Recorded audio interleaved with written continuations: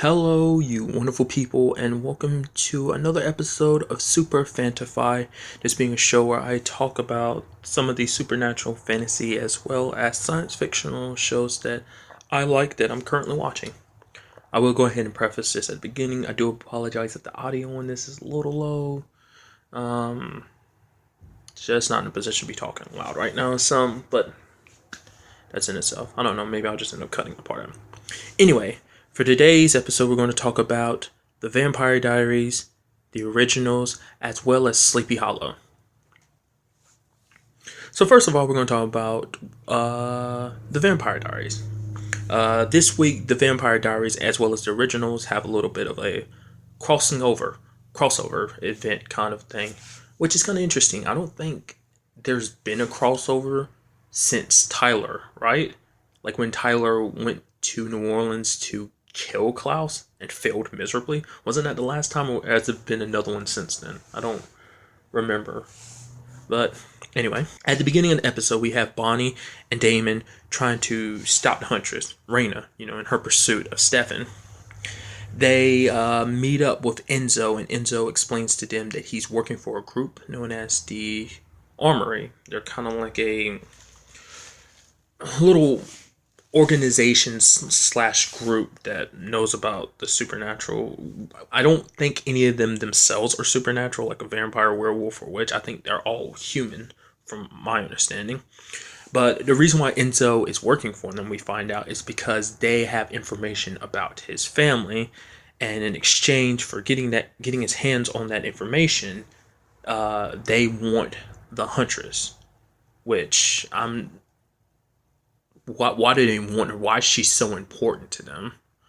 But we learn that Damon quickly learns that they shouldn't be trusted, but it's a little too late, and him and Bonnie kind of get captured.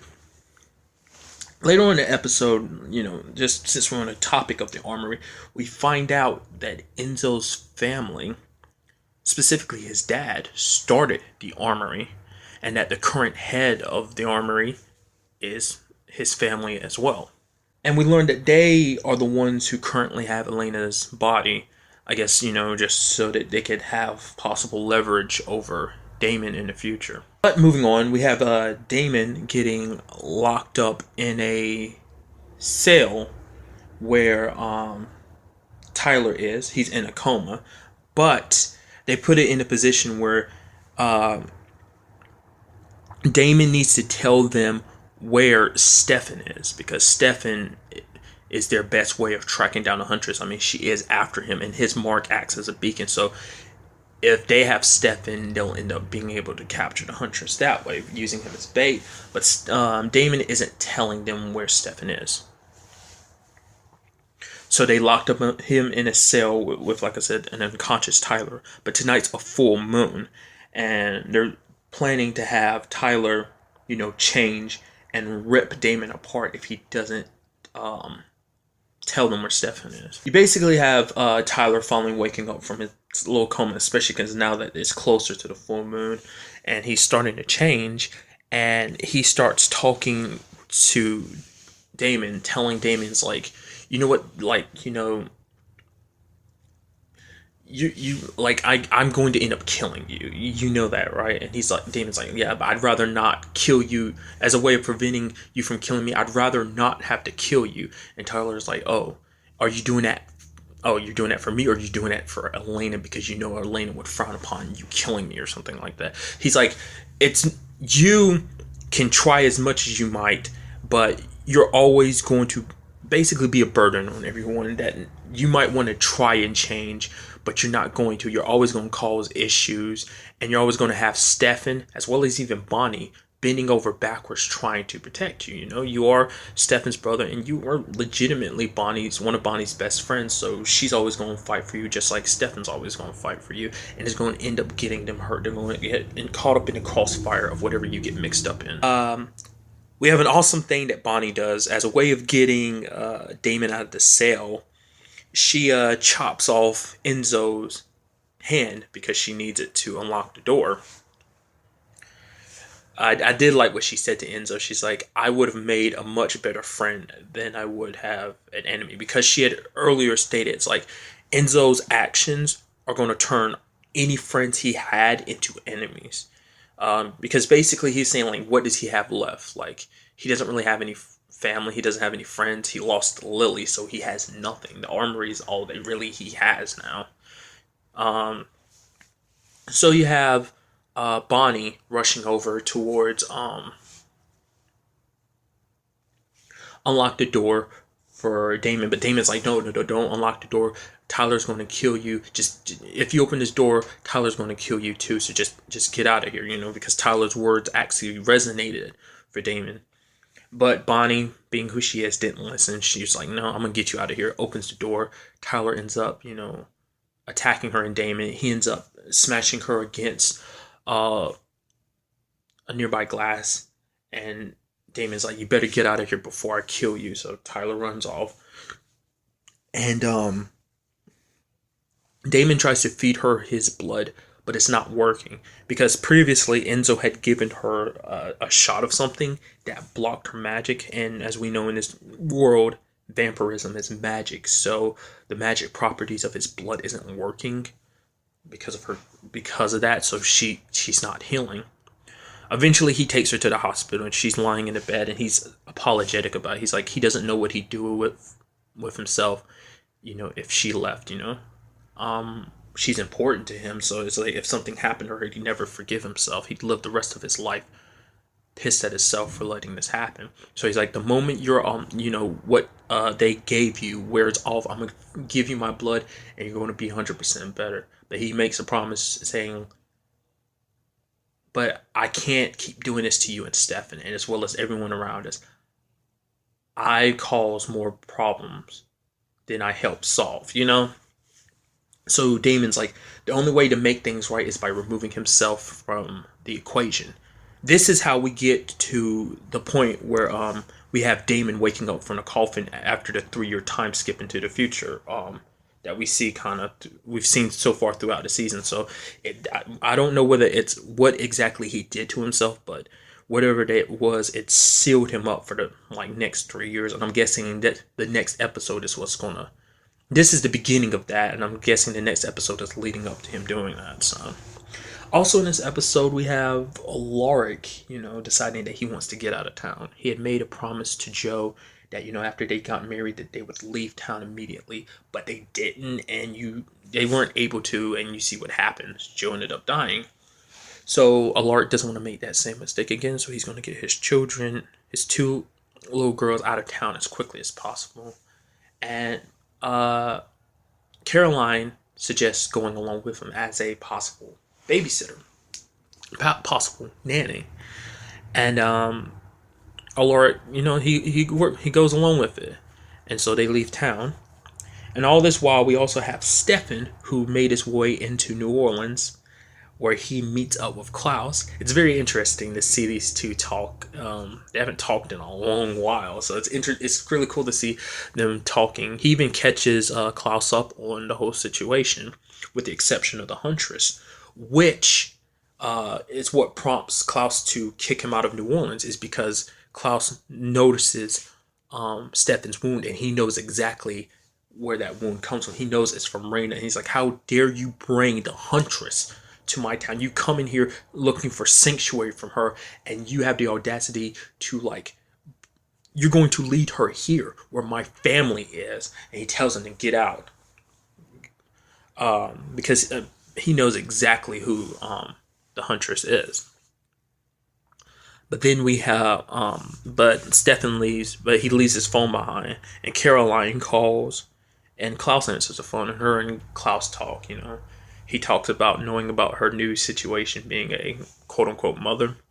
He even helps her, he's like, pick up, one of the, because both the kids were crying. Alaric took one and left the restaurant that they were sitting down at, and Caroline stayed back and was looking after the other. And Klaus actually helped her put her to sleep. I mean, it's kind of interesting. It's kind of weird because like, he is a parent, so he wouldn't know how to put a baby to sleep, kind of. So it's very interesting seeing that paternal side of him show out. And you hear it, you see it in his face, as well as the way he talks to her, that he still has feelings for Caroline. He always did. He always found her fascinating and special. And he's like, you know they may not be biologically your children, but you care for them. So basically, he got her thinking about, like, even though they're not her children, she still feels a connection to a maternal connection to them.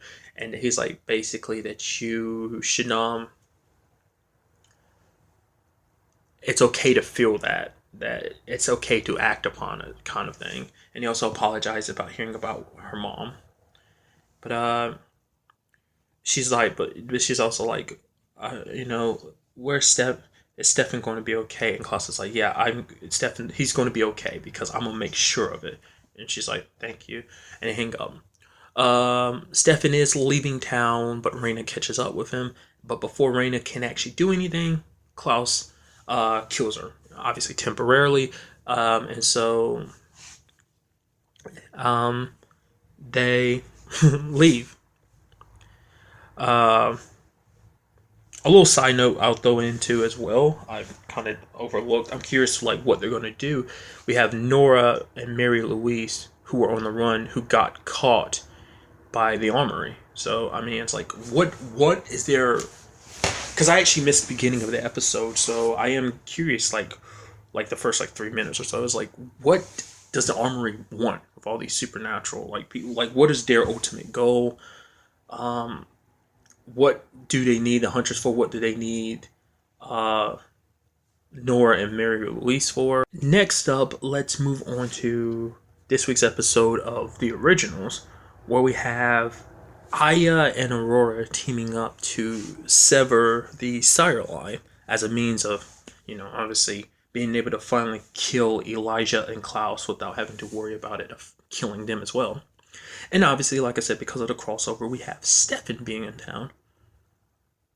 Mainly to help, he gets Freya's help to help diminish the power of the Hunter's Mark, making it hard for her to track him down. She is nervous because of the prophecy, that part of the prophecy where it says a member of the family will fall by friend. That's still up there in the air, so she sees Stefan as a bit of a possible threat. And in the episode, we also have Elijah and Klaus falling into Aya's trap. Their minds are separated from their body, and they're put into that space where we have Aurora and Tristan's minds currently there. And basically, it's them kind of taunting the brothers, being like, soon the Sire line's going to be done, be removed, and we'll be able to kill you freely, and we're going to enjoy it.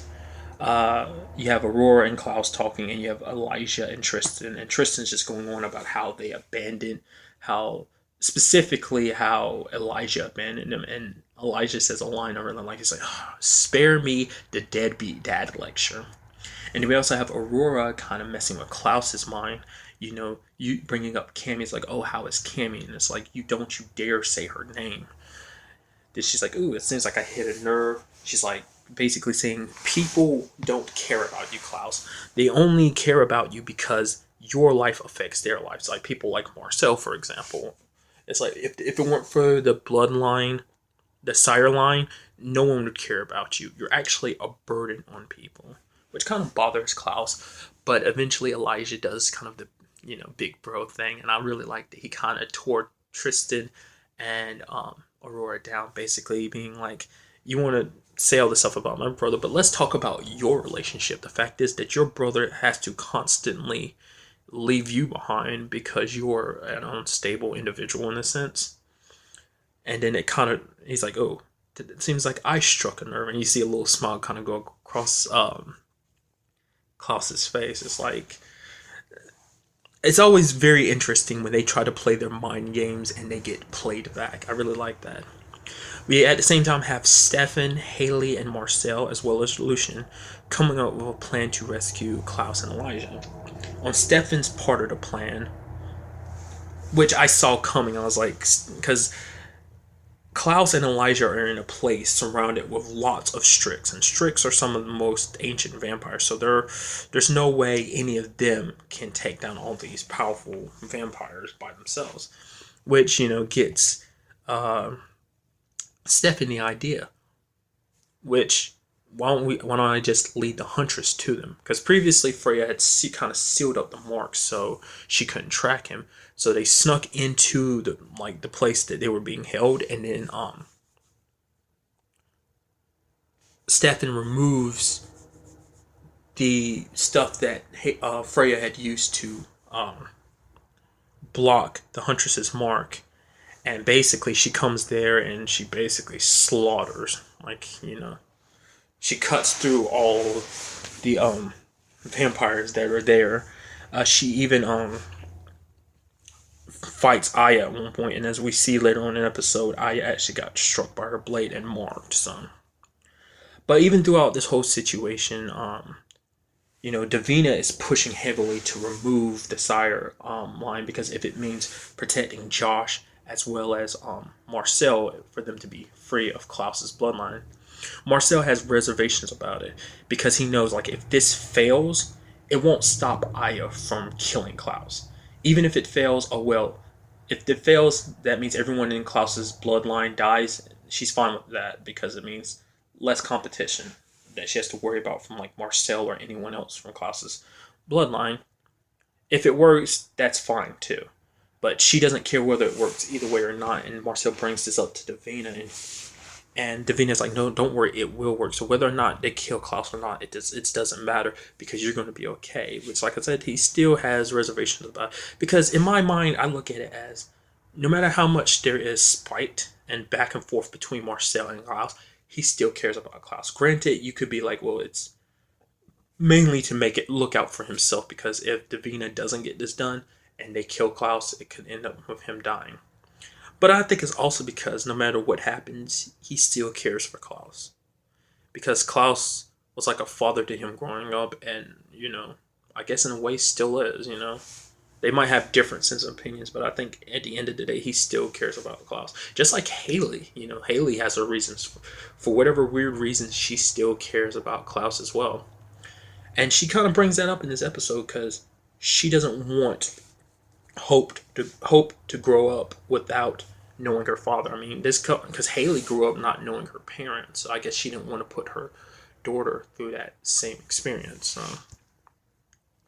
But in the end, we have the sire line being broken only in Klaus though. So everyone that connected to his sire line, just including Lucian, Marcel, and Stefan, are free. We have Haley killing Aya after Elijah is unable to. And we also have Klaus sealing away Aurora behind a spell that Freya created, as well as a brick wall. He wants her to live with the pain knowing that her brother is constantly drowning every day, that he's going to be eaten by the fishes every day, while she is being eaten by worms behind this brick wall, and to know that it was Klaus who took it all away from her. We also have Marcel and Davina at odds with each other because Marcel helped kill all the witches, kind of ruining. He almost ruined the spell that was going to remove the sire line. And she's like, basically, in a sense, she's pissed because Marcel couldn't trust her. So she's like, enjoy your freedom.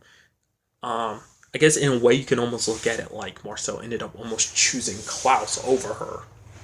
You could look at it like that, but maybe not. Because even Klaus is like, Marcel only helped to make sure that he survived. So.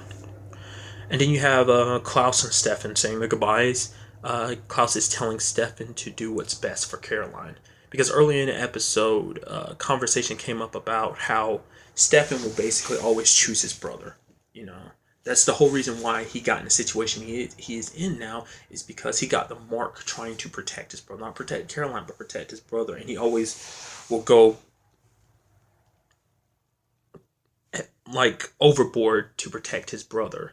So it's like, you know, in the end, he will always choose Damon above anyone else. So he needs to do basically Stefan. The best thing Stefan can do is probably walk away from Caroline and let her live her life. That might be the best thing, considering how Stefan will always choose his brother over everyone. I was saying earlier, I know. Sorry for being a little redundant. And at the very, very, very end, we have Davina using some power that she stole from Klaus when he was being bled dry from his neck. She used some of his blood, which contained some of his power, and she completed the spell and resurrects Cole. Interesting turn of events. Very interested to see where that goes. Now moving on to Sleepy Hollow. At the beginning of this episode, we have Pandora kind of still looking a little bit uneasy. I mean, she's, this whole bringing her husband back, that God, isn't all that it's been cracked up to be. I mean, she had previously given him all of her powers, and now she just feels disconnected from, the nature and world, because she doesn't feel that connection anymore now that she's lost her powers. And she even asked him to bestow some of her powers back, and he gives like a small fragment of it back. But she's like, "Darling, you haven't given me all my powers back." He's like, "Yes, I am stuck with these minimum amount of power that I can't even summon large troves of monsters to Sleepy Hollow. I can only summon one at a time. I've been feeling weak and powerless this entire time. Now, so shall you, to feel my pain." It's like, well, it's like Pandora went through hell and back to bring you back, and you're being a dick to her. I mean, it's like you almost feel a little bit bad for Pandora, because you're like, well, you spent all this time trying to bring this guy back, and he's an asshole. So at the end of it, it makes you wonder, was it really worth it? So. First part of this episode deals with Nevins returning, he comes back and he's being followed by this creature that's after him, and he basically has to team up with the group. Well, rather, the group has to team up with him to take it down. This week's creature is a demonic ghoul. It's actually a creature from Nevins and Corbin's past, back when they were serving. I think he said during the Gulf War, is basically he came across some treasure, and the creature was kind of guarding it. The twist is that you find out later on that he's actually had control of it.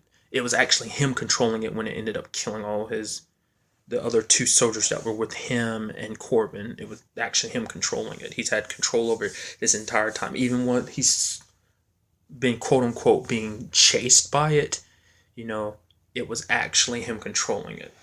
So Pandora and her hubby may have summoned it, but he's the one that's been controlling it. And during the fight, you have, Abby, being flooded with everything that, just transpired, everything that's happened to her. She, like I said, she hasn't readjusted. And earlier in the episode, you saw her at the shooting range, and her aim she's not as steady, with the gun as she was at before. Because the whole point is you find out, like, the Nevins had basically fused the scarab, the thing to control the ghoul. It's in its chest, and Crane is telling her to shoot it, but she's like, I can't do it, because like I said earlier in the episode, she was at the range, she couldn't really hit the mark, but she finally pulls through and does hit the mark. You even had that funny line when Sophie, Agent Foster, shows up and she asks, "Are they always this ugly?" And then Crane says, "No, they're usually worse." You also have Nevins escaping with some documents that Corbin had collected on some ancient sites. And at that same time, he had at one point had a gun to Ginny's head and was, Joe was talking to him. Joe was like, because Joe had been reflecting on his father just because of everything that's happened recently, even his whole encounter with Nevins, and kind of hearing the story about him and Corbin back in the day, kind of got Joe reflecting upon his dad even more. He's like, whether you admit it or not, my dad was important to you too, just like he was important to me. But Nevins like, just let it. He's like, how could I, miss a man like your dad? Your dad was just too stuck in his way of being good, too good to take a bribe, too good just to look the other way when it came to certain things. You know, that combined with, Jenny's situation with her dad, it just makes him wish that he could go, get one opportunity to tell his dad, Dad, you're actually a good guy. You're actually pretty alright guy, so. A standout moment for me in this episode was when you have Sophia, like they were about to, they went to one of Randall's places because they thought Randall was the one controlling the ghoul at that time. And Sophia just like snuck up on the guy and just like took him down in a pretty wickedly awesome way. And you have Joe just saying a single line like, okay, I'm impressed. And then another standout moment to me is when Randall is, it's revealed that Randall isn't the one controlling the ghoul. I mean, mainly because a few seconds later, the ghoul just pops up and thrusts its arm through his chest, which made me jump a little bit. I won't lie, cause I just wasn't expecting that. So. Another big part of this episode was also, well, it happened in the earlier parts, but it kind of, like I said, it kind of weaved in and out throughout the storyline. Is Crane worrying about Abby? Abby's still, transitioning back to our world. Still can't shake her experiences. And, there's even a point in the episode where you see her, she sees that symbol that she drew on the table at the end of the last episode in her blood, which she quickly, wiped it away just so that Crane wouldn't see it. We have that. And we also have Jeannie sitting down with their dad.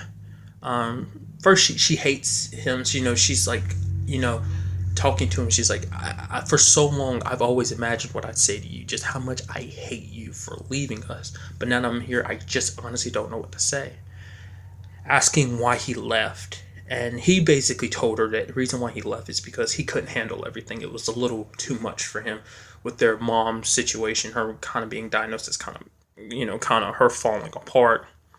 But he does feel shameful about it, and he wants Jenny and Abby to know that it's not their fault, and that he even wants to talk to Abby. And that nearing the end of the episode, him and Abby actually do talk, and Abby kind of brings up their mom situation. It's like, what was the beginnings of you noticing mom kind of going crazy? Because truth be told is, after everything that's happening to her, she's afraid maybe what's happening to her isn't just a supernatural thing. Maybe it's legitimately like a psychological thing, a mental thing, like her mom. Her dad kind of gives her an answer of he really wasn't really sure what the signs were. And, he can tell that Abby's troubled, and he's like, you can, I'm not saying I should be forgiven, but I do want to help you out because I can obviously tell that you're troubled. And she's like, I have friends for that. Maybe someday down the road you can help me. Which, I don't know.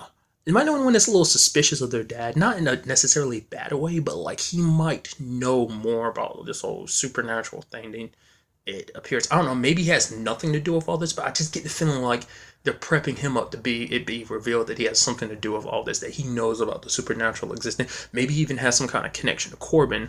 I don't know, maybe that's just me reading too much into that whole scene.